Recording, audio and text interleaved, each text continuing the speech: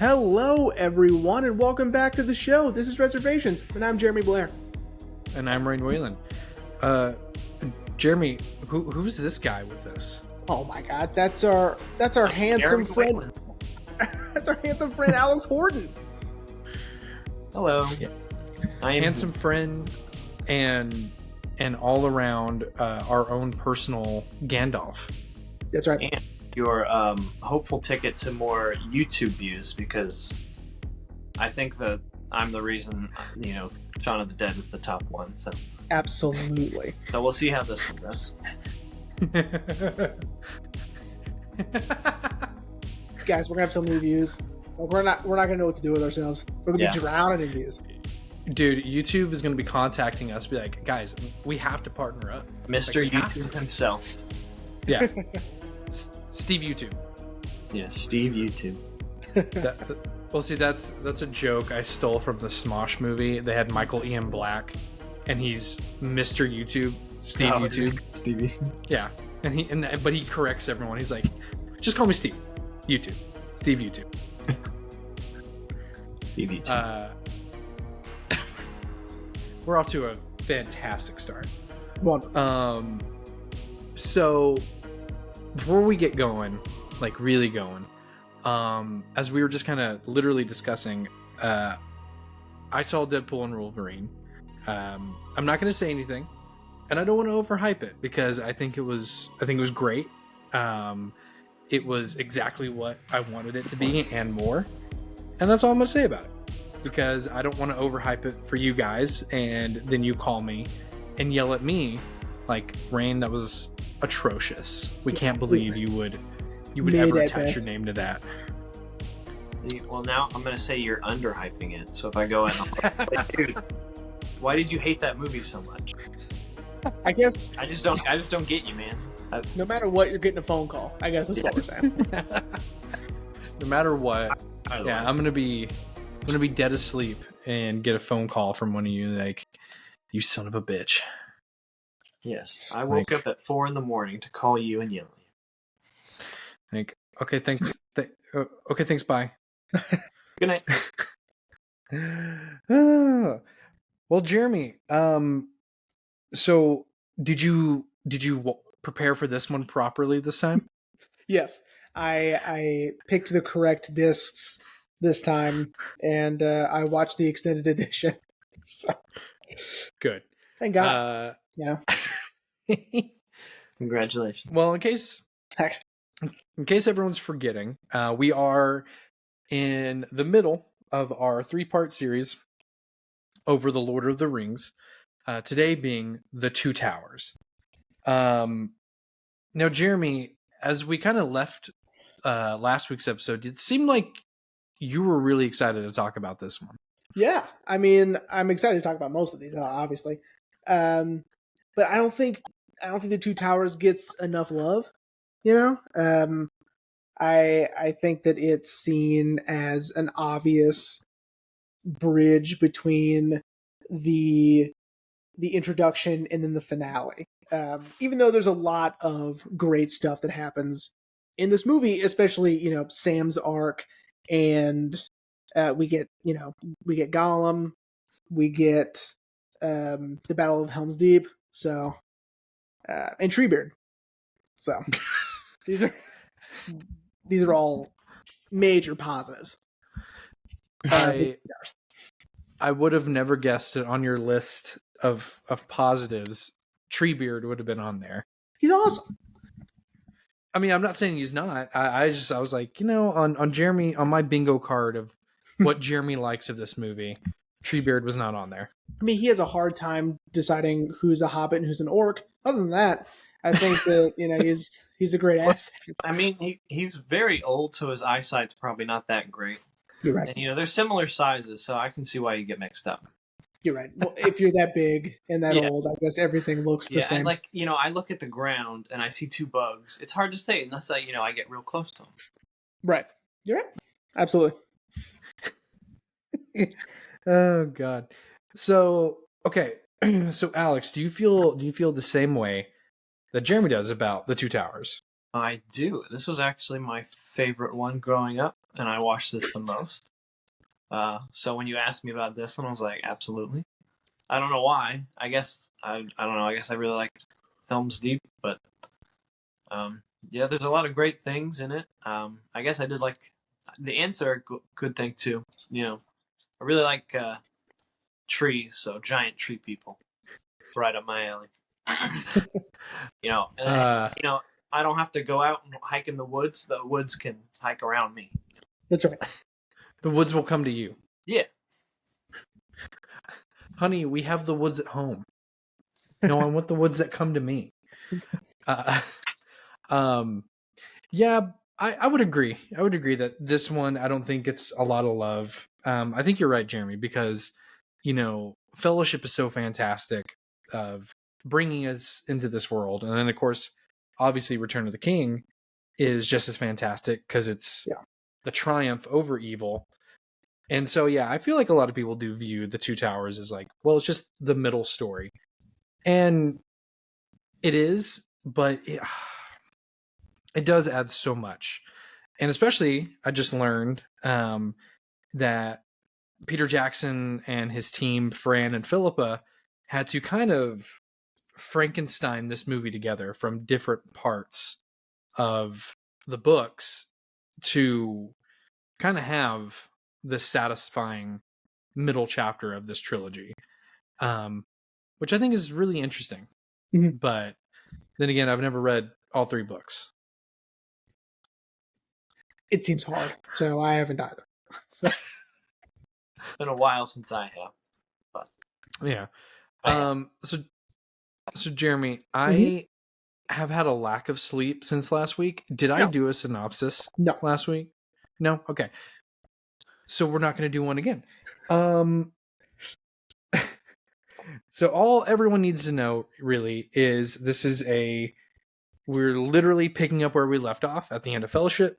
Sam and Frodo trying to find their way to Mordor. And we get a lot of character introductions in the Two Towers. Primarily the full fleshed out version of Gollum, which, I mean, come on. We finally get to see Andy Serkis 100% fully committed to this.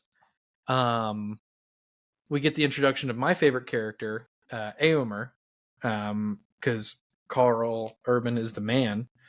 Yeah, there's a lot. Yeah, he's got to get the boys together. I mean, that's what he does. That's what he does. Carl Urban just gets the boys. Yeah, he gets his horse boys together. Typecasted for sure. Judge Dredd. That's right.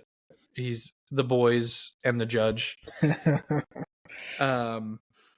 So where should we begin with this one?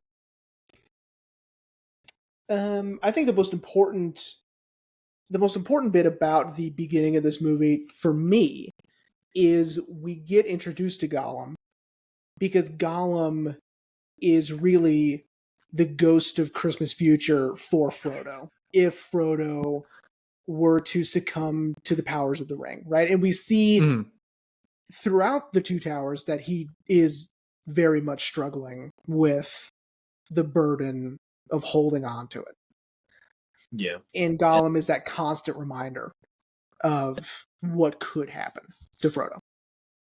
Mm-hmm. Yeah, the way I see it is, I think it doesn't get a lot of love as much because it holds a lot more darker themes because the ring and Frodo, he's just going through a depression, right? That's basically what kind of analogy you can make from that, and then especially at the very end when Sam just like literally like, Frodo's like, what am I doing here for? And he's like, just picks him up and he's like, we're here because there's good in the world and you're going to do it. So that's why I think, a lot of, it's a very heavy movie in terms of that, when you see him going through, all the whole thing with, especially, the Ghost of Christmas Future, he sees Gollum and he's like, am I destined for this? Am I bound for this? It's a very struggling thing, and then Sam's always there to be like, you don't have to, you can fight it, and I'll be here right with you. And I think that's great. Yeah, it's also, I love the fact that it seems like we're gonna just keep rolling with Gollum being the ghost of Christmas future. He is. I mean, he is.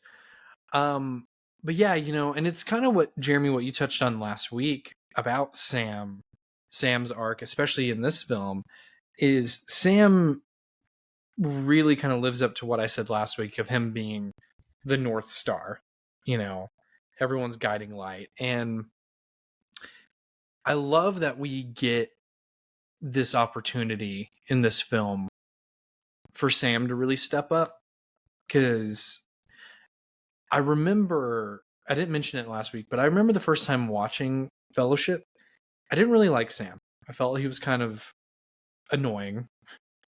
No offense to Sean Astin, but I did find him a little annoying. And then this movie, I was just like, okay, I see his value now.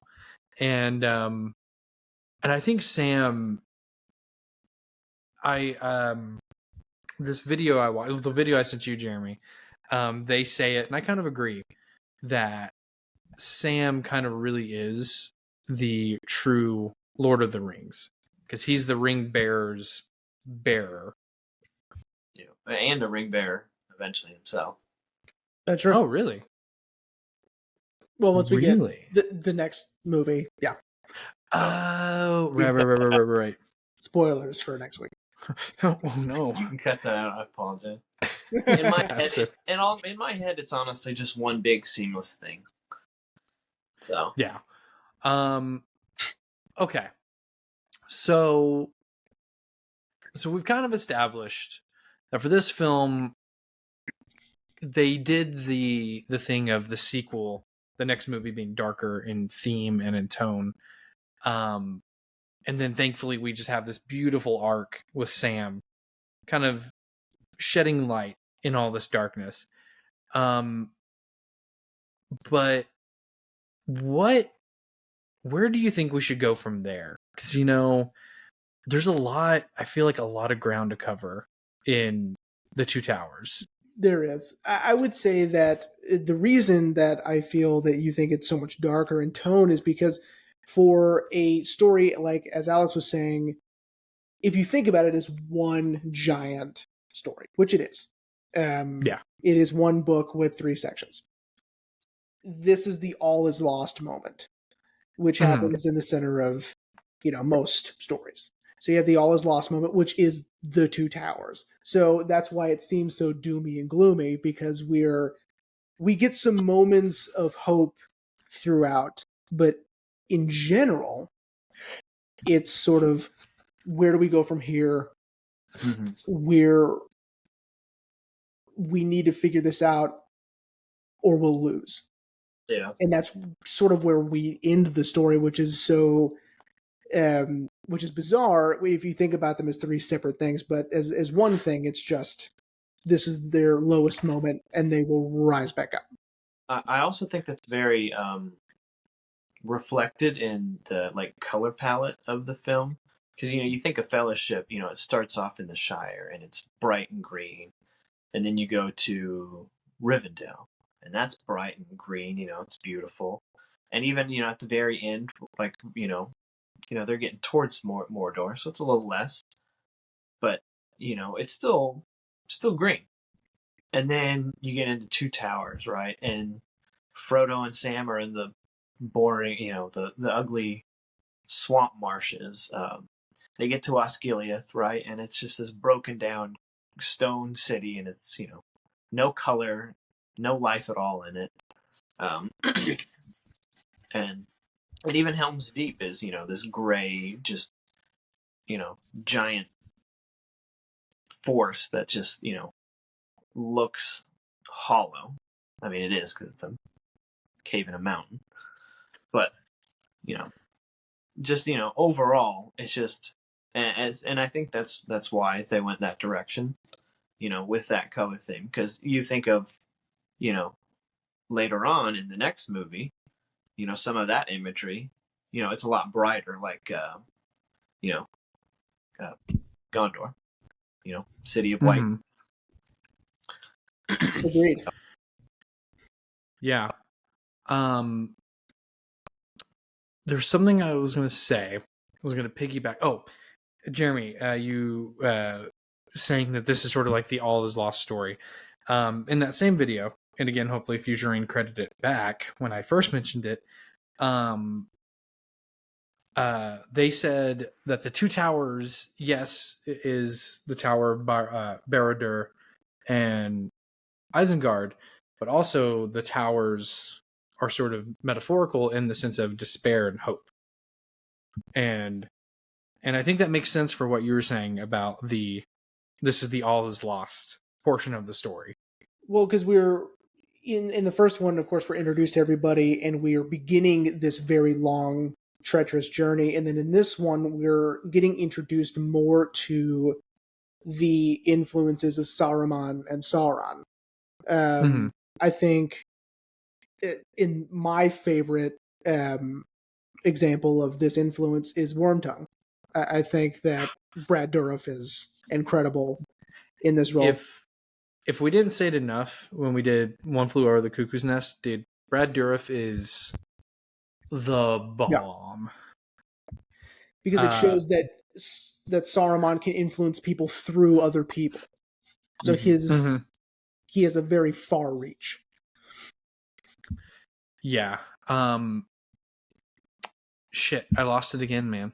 My brain's not working today, man. Son of a bitch. This makes for riveting podcasting. We also get a lot of a lot more backstory and motivation for Aragorn in his character, where he comes from, and even a little bit of how old he is, which is unexpected. Yeah. Well, and seeing this is something I also learned, being a descendant of Numenor, the men of Numenor are blessed with long lives, so he's technically in his sort of like compared to a normal lifespan, like middle-aged. Yeah, he's like in his 30s, even though he's like 85.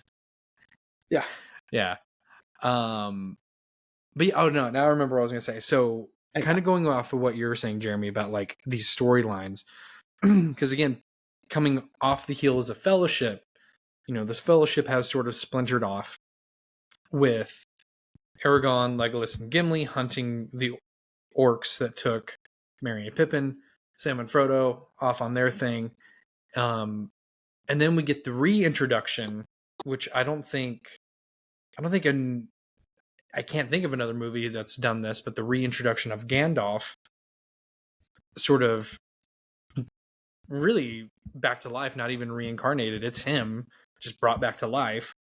And it's I don't have words to describe it also because I can't think of them. The way that Gandalf is reintroduced is fascinating because they blended Christopher Lee and Ian McKellen. They blended their voices, and I think they gave Ian McKellen Christopher Lee's eyes whenever you could see them. So you're really not sure. Of course, you know, but you're really not sure. And of course, the characters definitely aren't sure who it is until the reveal. And it's it's genius editing for sure. Yeah. So I like the use of the story, of the fact that we're following the different parts of the Fellowship. Even though they're broken up, we're still following the Fellowship and now the trials and tribulations that they have to go through. Would you say, this is probably gonna sound so stupid, would you say who do you think of the two groups, Sam and Frodo versus the rest of the Fellowship, Who went through the more hardship in this movie?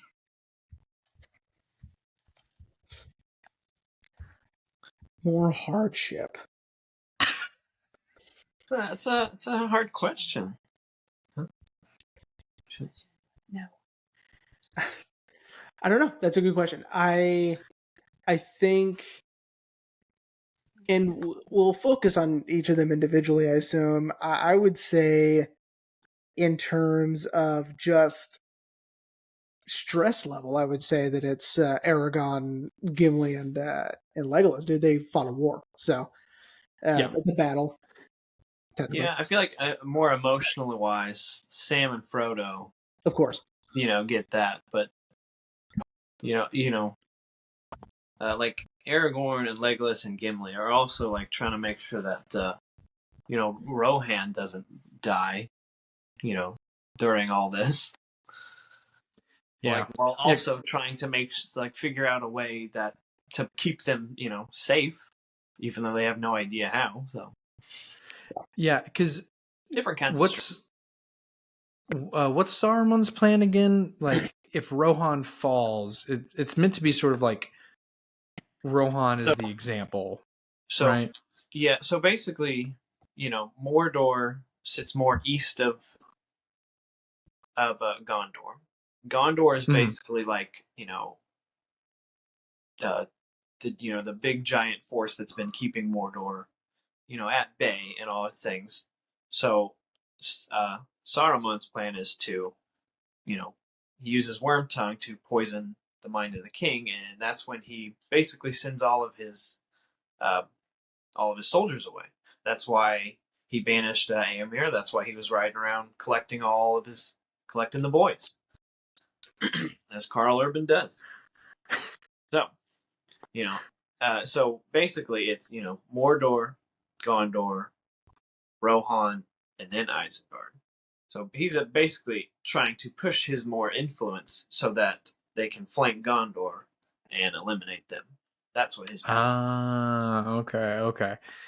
But then remember back to my giant map of Middle-earth, my apartment. Yeah. Well, so in our new apartment, we have a map over our TV. And that was Ashley's decision. She's like, wouldn't that be cool if we had the map of Middle-earth over at the TV? And I was like, yeah, that'd be 100% cool. My influence. That would be cool. Honey, can we get a map of Middle-earth and hang it up in our... No? But yeah, so, okay, yeah. And then when Gandalf expels Saruman from Theoden, then Saruman's plan is, well, I'm just going to wipe out Rohan and Theoden and make an example out of them. Yeah, so essentially, if he can't, break it from the inside out, then he'll just, settle for total annihilation. And that's when he starts his Uruk-hai factory. I mean, if he dies, he dies. It's yeah. The what I like about the choice to split everybody up, which is I assume also in the books as well, is it's all for the same thing, but it's these different things need to be done anyway. So it's almost like it was always meant to happen that way, or it would have needed to happen this way for good to triumph. Yeah, like Pippin, he needed to knock over a freaking suit of armor so that Gandalf could get some XP and level up and come back as Jesus Gandalf. And right, I agree. So if that wouldn't have happened, right, who knows? So what you're saying is Pippin is a prophet, essentially, of sorts. He's also like a badass fighter. He in the books he does end up killing a troll. Like a giant, the giant trolls. No. Like, so 8 feet tall. but instead what we got in the movies is just him being sort of like a Dude, they're a straight bumbling chilling. fool. They're straight chilling in this one, man. Once they get rescued version, once they once they get with the trees, they're vibing. Yeah, that was dude. like a really easy day for the two actors. Billy Boyd filming there because they're just like chilling in a fake tree. Probably rocking back and forth in front of a green. Must have been really easy for them.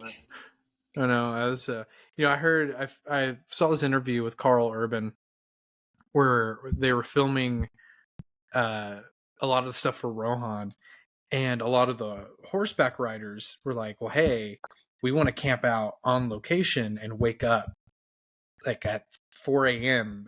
and do this. And Peter Jackson was like, yeah, sure.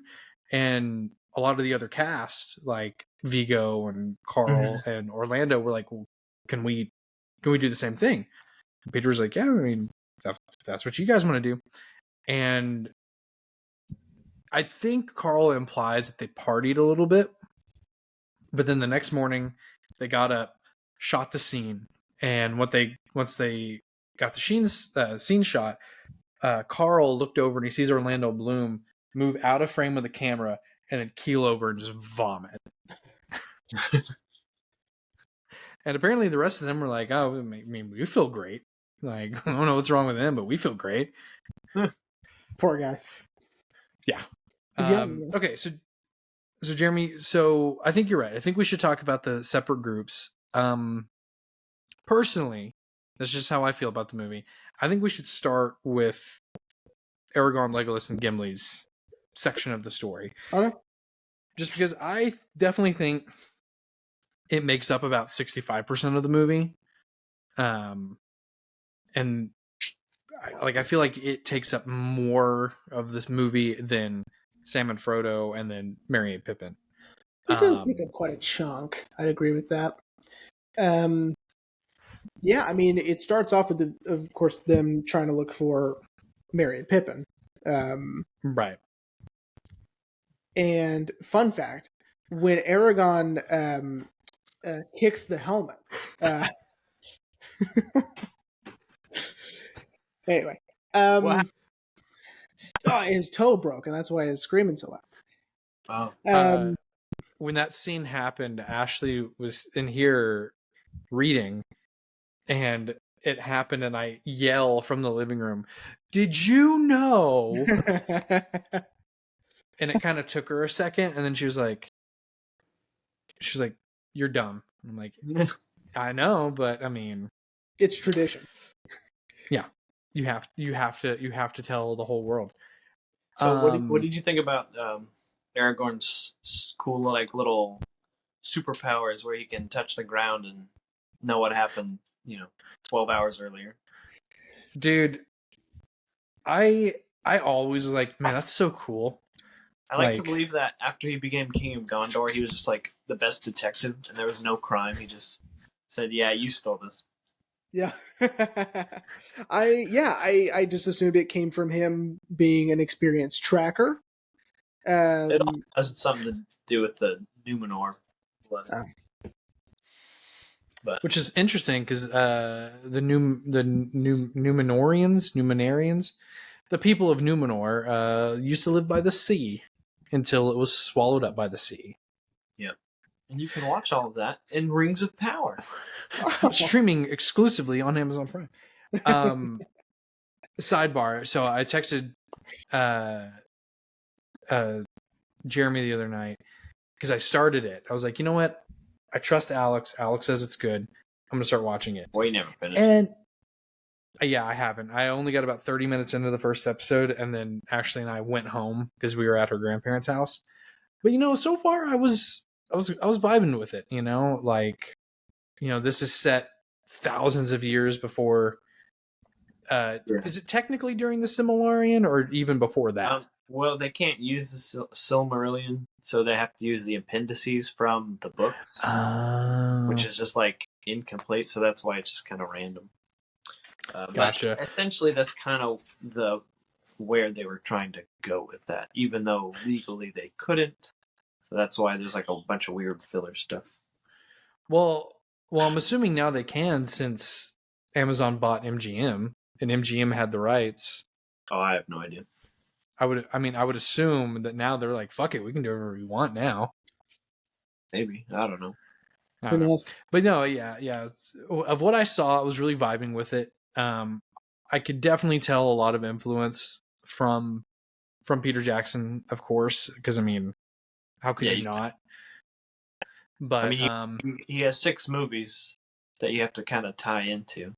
So yeah, that's true. But yeah, eventually I'll finish it. I mean, I finally finished The Boys, so now I can start a new show. But anyway, yeah. So with Aragorn, Gimli, and Legolas, I feel like their stuff, their storyline, their journey is really battles and wars. They're and constant running. Constant running.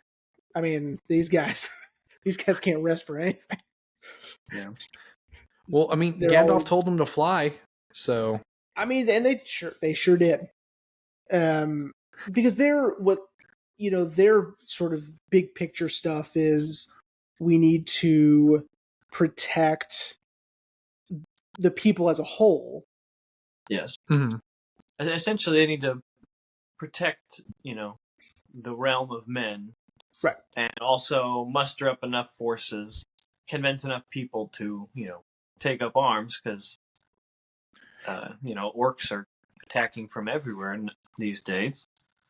Right. All the while, dealing with,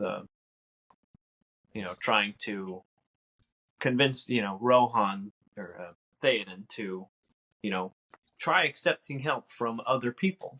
And he's like, I've already tried that, and nobody did anything. Which, it's not his fault. You'll figure out that later. But, he's also got to deal with that. Yeah. Yeah, and I think that's what kind of puts sort of a not a roadblock necessarily, but a bit of a speed bump in Aragorn, Legolas, and Gimli's task, as it were, that now they have a king that they've freed from brainwashing, but he's grieving the loss of his son. So he's already kind of got one foot in the despair door and one foot out. And so, they got to try to navigate that.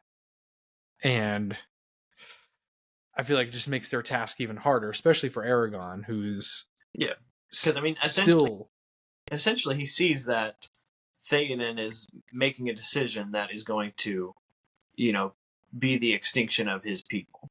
He is going to box himself into this thing, especially after he sees, how many are coming after, the attack on the road from the wargs, 10,000, They're like, how the hell is that even possible? I didn't even know there's that many people in the world.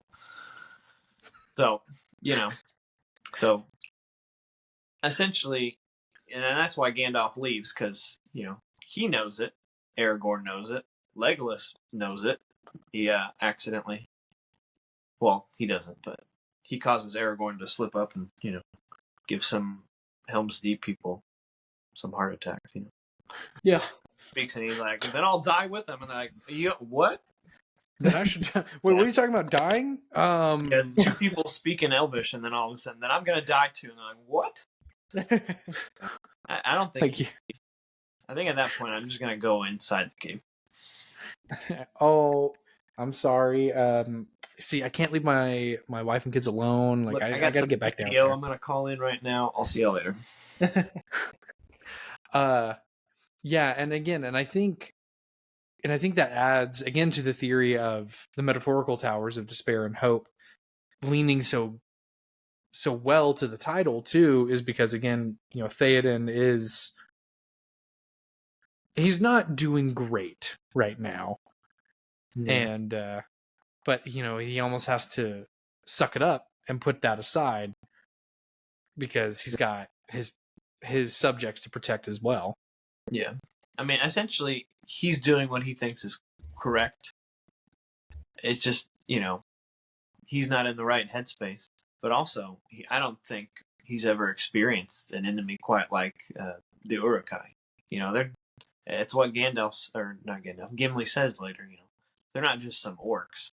Like, they're bred for a single purpose, and that's to wipe out literally. I don't know how Gimli knows this, but he does. Well, they did fight them towards the end of Fellowship.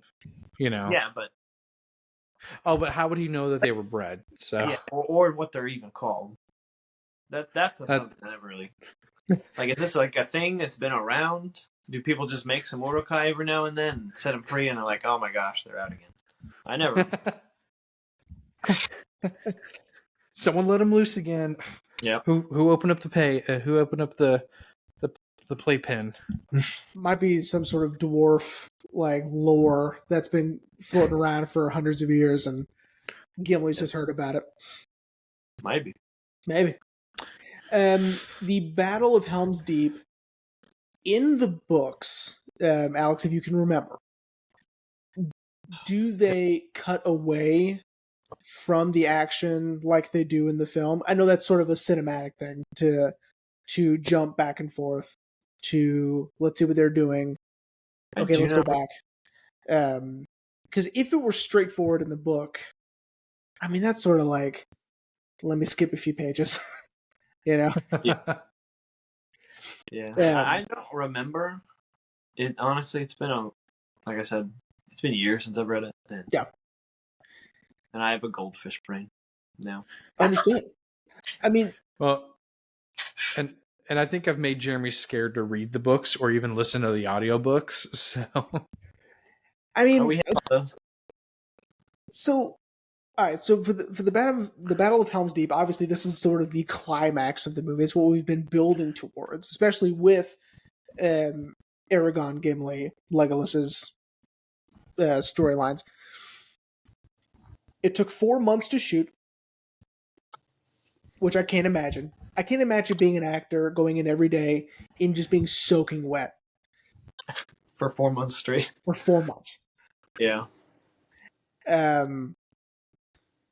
But it is this gigantic set piece. It's amazing. What does he call them? Bigatures? That Peter Jackson? Yeah. Yeah, because they're like giant miniatures. It's crazy. Like, Helm's Deep is like the mountain itself is like 10 feet tall.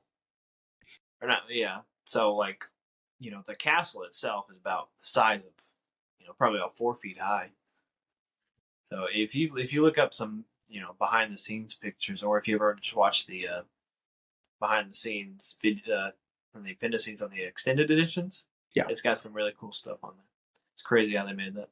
I know, it's a lot of cool forced perspectives. It's a lot of just sticking people in with CGI. But yeah, those bigatures are extremely impressive. Well, and it's pretty seamless.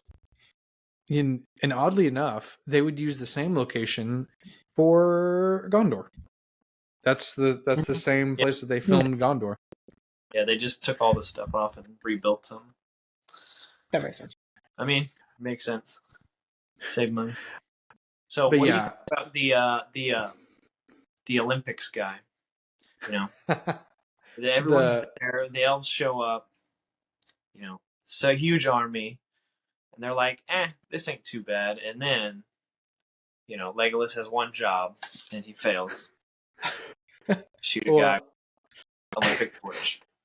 Well, and I did, in his defense, even though he said that, like, their armor is weakest in the neck, this dude had, like, a tree trunk of a neck. There was no way he was taking him out. Yeah. That's probably why they picked him. Yeah. This guy's got a big neck. Let's give him the giant bomb. Now, with that being said, why didn't Legolas go for, like, the knees or something to immobilize him? We'll never know. Who's to say? Legolas, he doesn't really think about strategy. He was only in archery for the trick shots. Yeah, I mean, it was all in. It was you saw The Hobbit. It was all to impress the red-haired girl. Who was in love with the dwarf and not him. Yeah. I remember that. Yeah, That's the only thing Jeremy remembers. He redeems himself later by sledding down the. Oh yes, sliding down the Yeah. stairs, the orc shield. Yeah. Yeah. Well, also like stabbing with an arrow at the same time. Yeah. Yeah. He does that. He draws an arrow and he stabs an orc or an urukai, and then he uses it and shoots another one. I don't know if you've ever noticed that, but he does that. Yeah, I noticed him. Did he do it in Two Towers? I know he did it in. I think he does it again in Two Towers. Yeah, because I know he does it in Fellowship when they first start. Little knives and things. So I briefly just want to talk about how iconic the Battle of Helm's Deep is, because it's so iconic that the showrunners of Game of Thrones used it as inspiration for the Battle of Winterfell, which no one could see. Yeah, from my understanding, that's they didn't quite nail it.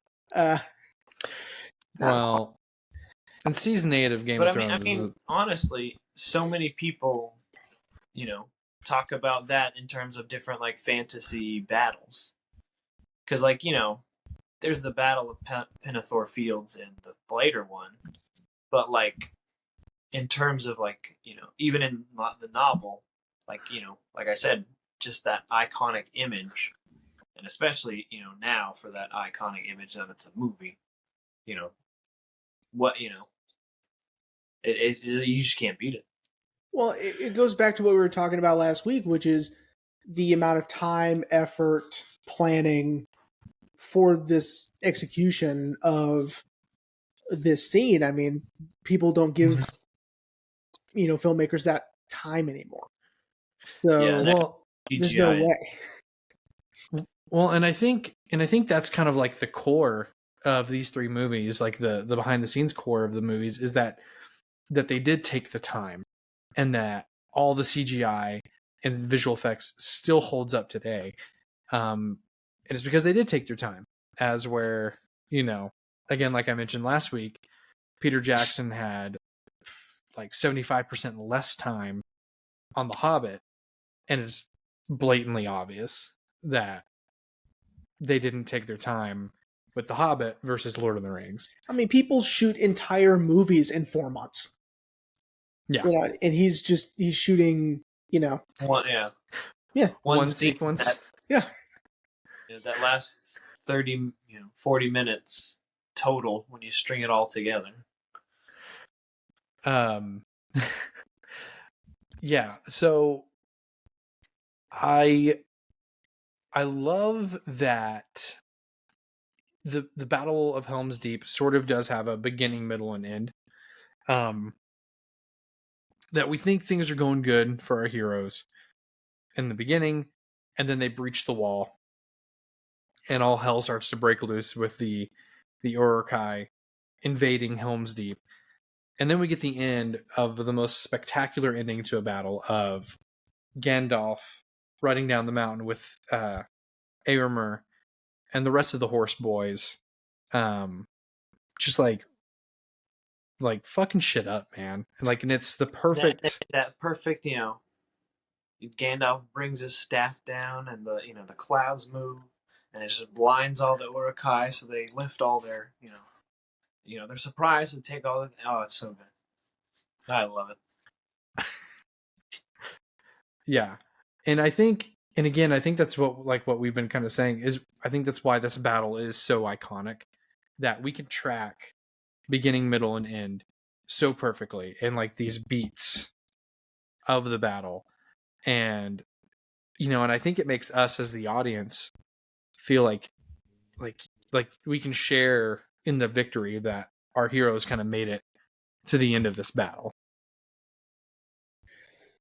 Can someone explain to me, as best they can, is it okay? So Wormtongue sees Aragorn's ring when Aragorn tries to help him up. Yes. The ring is significant because he's an heir to Gondor. Yes. I see.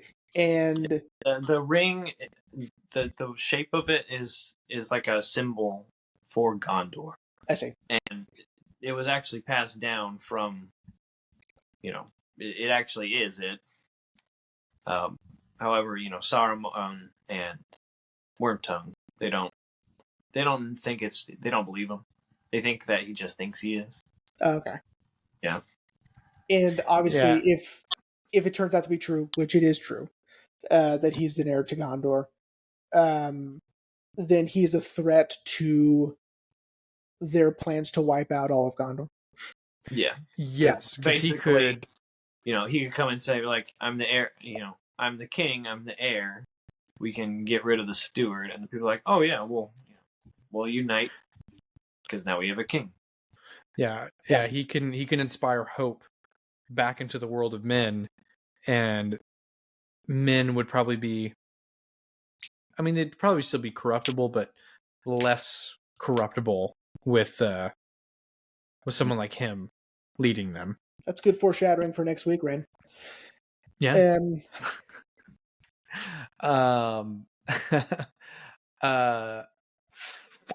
You said something that I was gonna piggyback on. Now I don't remember. Me? No. Yeah, it was either you or Alex. I was like, oh, that's a good point. I wanna piggyback on that. And now I don't remember. Okay, so I feel like we talked about the trio's arc.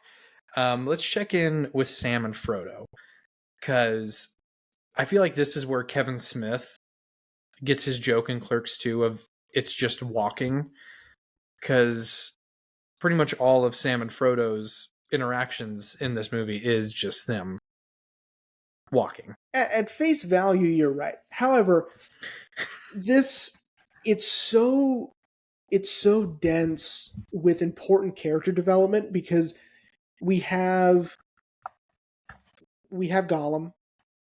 Gollum is, of course, the warning of what's to come or what might be Frodo's future. We have Frodo, who is already being corrupted by the ring because he's had it too long, start to crack. And then you have Sam that isn't corrupted by the ring, knows exactly what's going on, sees Gollum for who he is, and notices that Frodo isn't being himself, and he's being corrupted. And so he's trying to convince Frodo this entire time not to trust Gollum. Let's let him go. Let's kill him. Let's do something. Because he's not good for us. I mean, he's going to tear us apart. And all he wants is that fucking ring anyway. And so, so yes, it is a lot of walking, but it's these struggles, and especially mostly with Sam. Sam is the one who's, I think, struggling the most because he's trying to keep Frodo from being corrupted, and he's trying to keep Gollum away from Frodo and from him, but he's losing. And it's, yeah, I mean, I think what the film does so amazingly is you have at the very beginning, you have Frodo drawing Sting onto Gollum, and at the very end, he draws Sting onto Sam. And that's sort of the perfect arc for this portion of the story of how it's going and where we're headed. Yeah, I agree. And, and I love that we get sort of a, I wouldn't say a trick. We get sort of like a little bit of glimmer of hope that maybe Gollum isn't the monster that we think he is when he banishes the Gollum side of himself and he becomes Smeagol again. And he's completely different, and he's, helpful and kind, yeah, bringing, and yeah, and then we think, oh, okay, then everything is going to work out. But nah, it does not. Because during this moment, I was about to get so upset with myself. I was like, man, we haven't even brought up Faramir once yet. But yeah, during this whole sequence of Sam and Frodo, they meet Boromir's younger brother, Faramir, who can't think of that actor's name, but he's also awesome. I'll find it. Cool. But then this is when we get the reveal where Smeagol kind of re-accepts his Gollum identity, and it bites them in the ass for the next movie.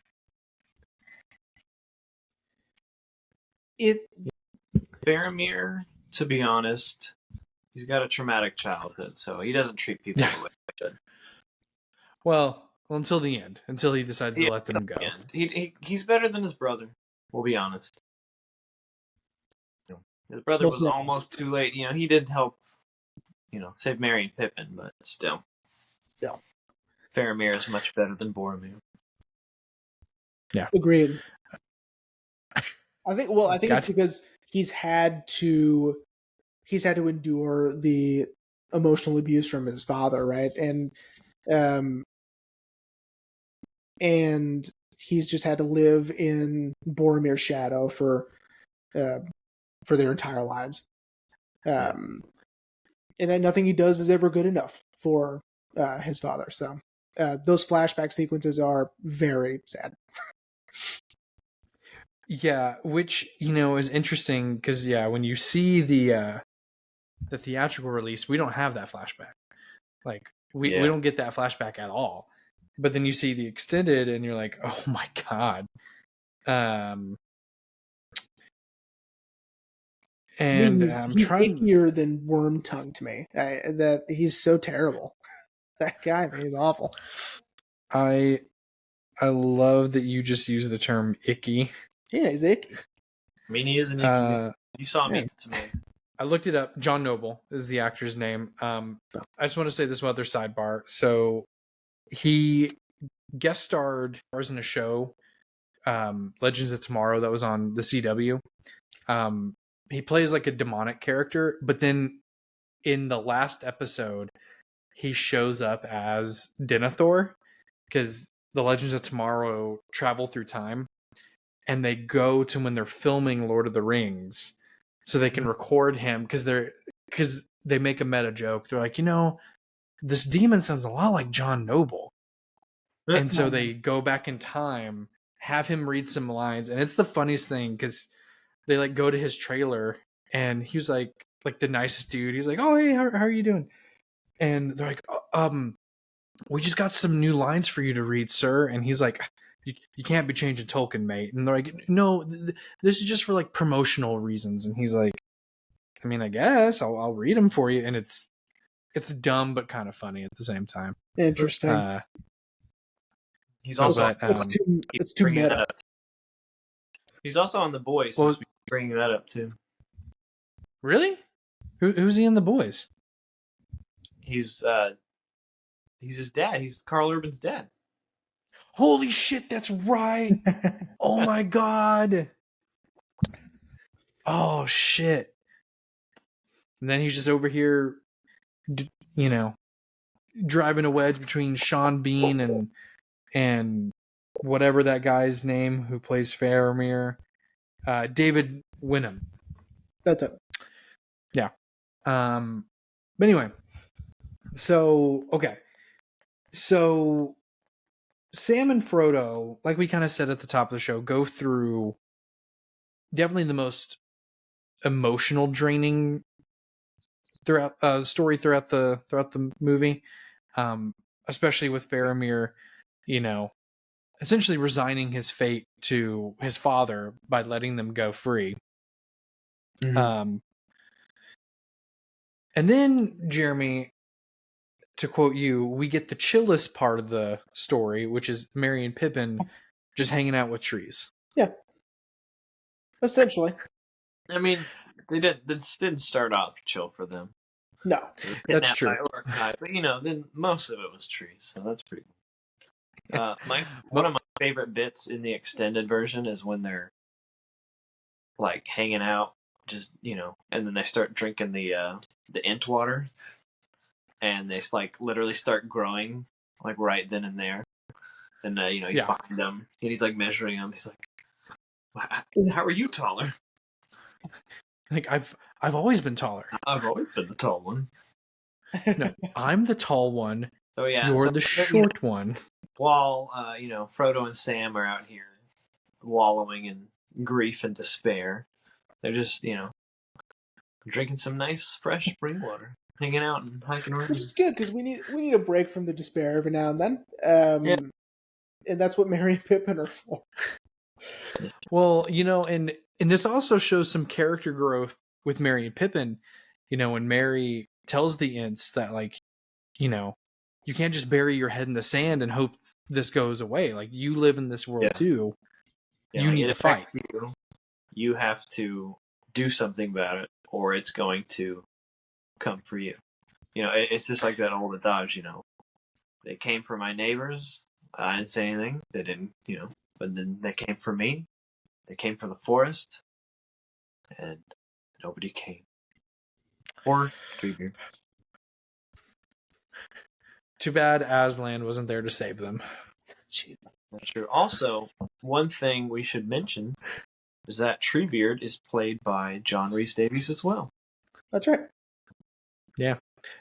Sala over here doing double duty as Gimli and Treebeard. Yeah. Which apparently Treebeard was based on C.S. Lewis, which is why I brought up Aslan. Because C.S. Lewis and Tolkien were like best friends. Yeah. But yeah, the other part of Merry and Pippin's story that I really like is Pippin kind of manipulating Treebeard a little bit into seeing what Saruman has done to the forest, to finally get him to act.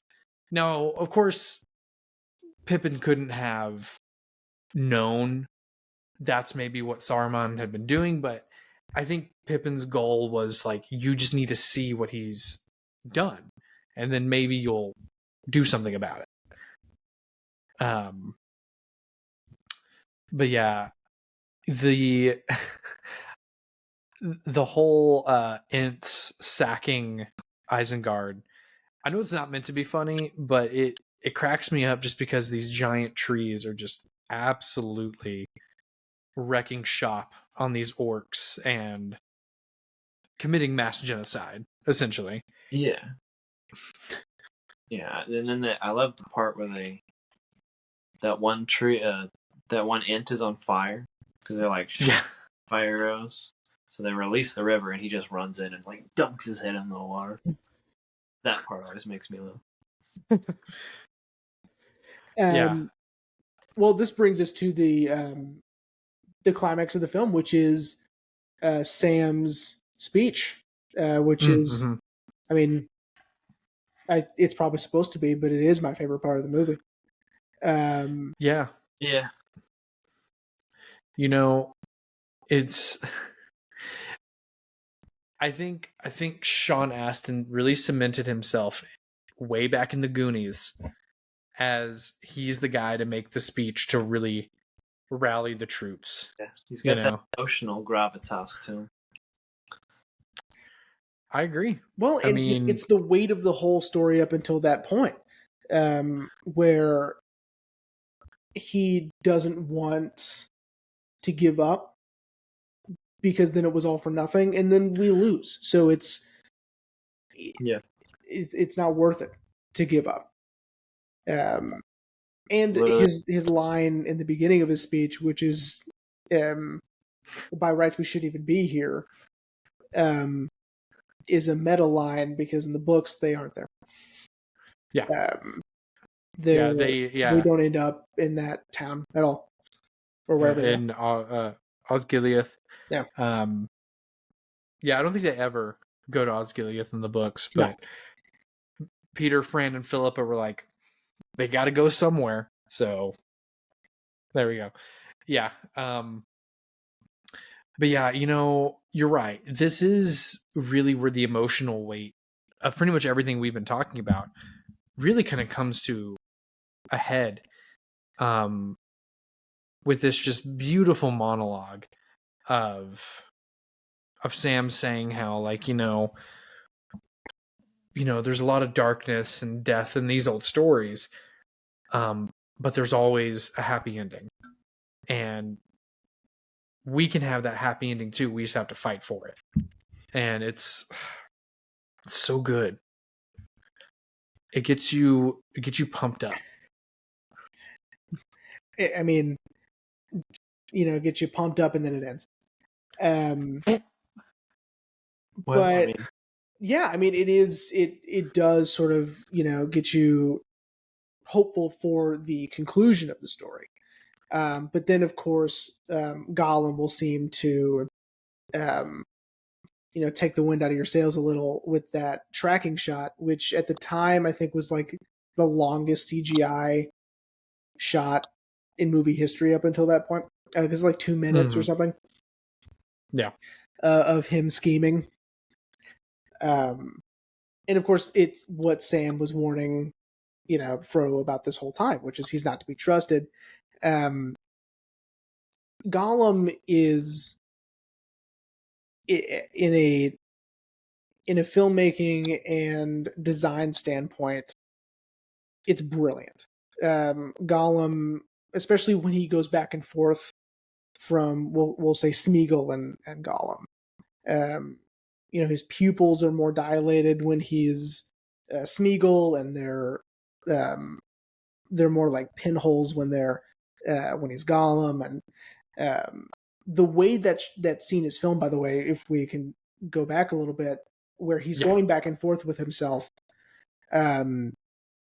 is shot brilliantly, because it's shot as if it were a shot reverse shot, but really we're just moving the camera angle from one side of him to the other.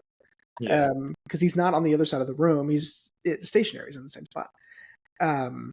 It's genius, and it's very well crafted. I really, that's one of the highlights of the movie for sure for me. Yeah, man, the fact that Andy Serkis has yet to win an Oscar is baffling to me, especially considering what he and Peter Jackson did on these movies, of really kind of the first now modern use of motion capture. Is they pioneered it essentially. Yeah, because now Andy Serkis has used motion capture to play Caesar in the Planet of the Apes trilogy, Supreme Emperor Snoke in the first 2 sequel Star Wars movies. Like, he's and then oh yeah, that's right, he was King Kong in Peter Jackson's King Kong. And it's just so, again, it's baffling that he hasn't gotten an Oscar for this, because he's having to not only act as an actor, but act out a character that's going to be completely redesigned for audiences. Well, yet he's also having to commit. He can't phone it in because they're using his face for reference anyway, and so he's fully committing 100% at all times. There's no. You would think that if you're doing motion capture, that you can sort of relax a little because they're just going to paint over you. But really, with him, and I think with a lot of modern motion capture, it's they use the actor fully, they face take their face detail so that they can translate that emotion to the digital character. Right. Yeah. I feel like there was something I was going to add, but I think we've kind of touched on everything. Unless there's anything we forgot.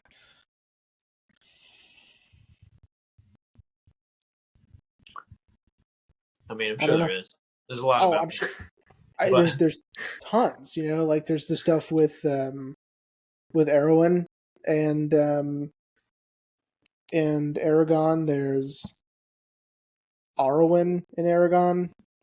There's, I mean, just Dude. the opening with Gandalf and the Balrog is the shot of them falling to that reservoir of water is just the coolest shot. You know, what's interesting about that shot is that's what Frodo thinks. Well, that's what is he what imagines. Happens. Yeah. You know, also I wanted to say, because you brought up the whole thing with Éowyn and Aragon and Arwen. What does this guy have that is Everything? like everything? Well, I'm just saying, like, these ladies are like throwing themselves at him. Granted, Same. He clearly has. I mean, he clearly has the one he wants, Arwen. But I mean, like Éowyn, like he even like is pretty being blatant, like with her, like, look, you and me, this ain't gonna happen. And she's still like, I don't care. Like, I don't care. I assume that the stuff with him and Arwen were cut from the theatrical version, because I think it was shortened. The greater story, but not the immediate story of her having to come to terms with loving Aragon, but will eventually lose him. What I remember from the theatrical version of it, I think there is some of that in the theatrical version, because there is that whole part of him where he, goes over the cliff.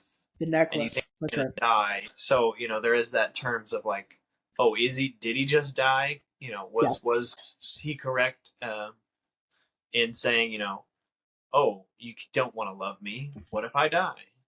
Right. So I think it is in that. Oh, okay. I don't watch those anymore, so I don't know. Oh yeah, totally. Me either. Gross. Yeah, definitely not for the first episode. You get there. Jeremy, here's a little ask of you. Mm-hmm. Before we wrap up. Do you know what? Because I only just recently learned this. Do you know what Valinor is? Because that's where the elves are going to.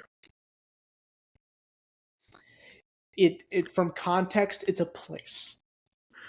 You're right. It is a place. Nailed it. Is it okay? Say it one more time. Valinor. It sounds like Valhalla. Is it a type of afterlife? In a way. Oh! So like I said, I just recently learned this. Yeah. Valinor is where the elves are from. And they go home, and it's Alex, correct me if I'm wrong, it's the Undying Lands, correct? Yes. Yeah. So essentially it's like their Valhalla. Their afterlife. Because in the Rings of Power, that's how the elves get here to Middle Earth, is from Valinor. Interesting. Because they chase Morgoth, Sauron's master, who destroys their trees that provide light to the world before the sun and the moon. He destroys them and then flees to Middle Earth, and so they follow him in retribution, and then that's how we got Sauron. And we're not talking about that. Well, that's all we're talking about for the last will be 3 weeks. Yeah. Well, with that being said, Jeremy, are you ready to wrap up? I am. I think we did our best, and that's all we can ask for. These films are, extremely dense and full of lore and of a monumental amount of story that is hard to dig deep into for our show's purposes. So for those of you in the comment sections, welcome. So starting a new podcast dedicated just to these movies. Yeah. I mean, you would probably could you imagine? I mean, I'm sure there are some. like each episode is something new that they learned. Like, oh man, I just learned that did you know they filmed this in New Zealand? No, they didn't. New Zealand's not real. Well, with that being said, everyone, so next week will be the conclusion to the series, in case you already didn't know that. And that will be The Return of the King. Personally, that's my favorite. I love Return of the King.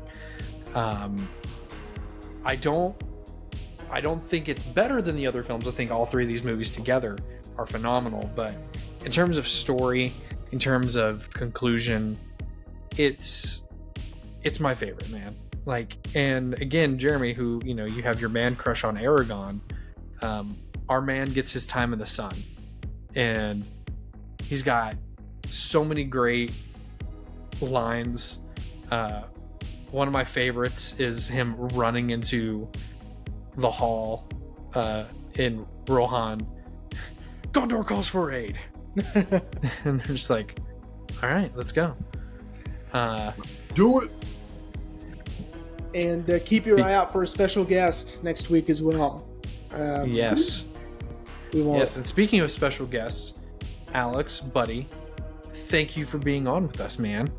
And lending some expertise that we needed, because I'm sorry I can't be on next week's episode when you have J.R.R. Tolkien on himself. Yeah. Oh, sorry. Oh, to spoil. damn. Yeah. Don't worry about that. I mean, The man himself.